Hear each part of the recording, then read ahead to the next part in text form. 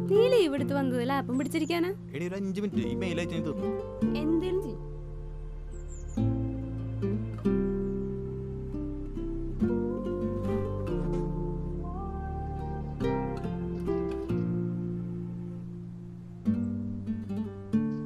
ഇനി പറ.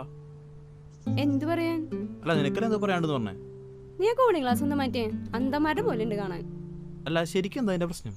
അതൊക്കെ ഞാൻ പറയാം. നിന്റെ ആ ബമ്പിൾ ഡേറ്റ് എന്തായി? കുഴപ്പമില്ല, പക്ഷെ സംസാരിക്കുമ്പോൾ ചെറിയ സൈക്കോ ഡൗട്ട് ഉണ്ട്. അല്ലടാ, നിനക്ക് ആ ഡേറ്റിംഗ് സൈറ്റിൽ നിന്ന് ഇപ്പോൾ ട്രൂ ലവ് കിട്ടും, നോക്കിയിരുന്നോ? അങ്ങനെയൊന്നും പറയണ്ട, ചിലപ്പോൾ നല്ല കുട്ടിയായിരിക്കും. എടാ, നമ്മുടെ നാട്ടിൽ ഈ സെക്ഷൽ ഫ്രസ്ട്രേഷനും പോരാത്തന്നെ ഡിപ്രഷനൊക്കെ അടിച്ചിരിക്കുന്നവരാണ് ഇങ്ങനത്തെ സൈറ്റിലൊക്കെ പോയി രജിസ്റ്റർ ചെയ്യുക. നിനക്ക് എന്നെ പോലെ വല്ല മാട്രിമോണിയിൽ രജിസ്റ്റർ ചെയ്താൽ പോലെ. എന്നോട് നമ്മുടെ ജിഷ്ണുവില്ലേ, അവനാണ് ബമ്പിൾ രജിസ്റ്റർ ചെയ്യാൻ പറഞ്ഞത്.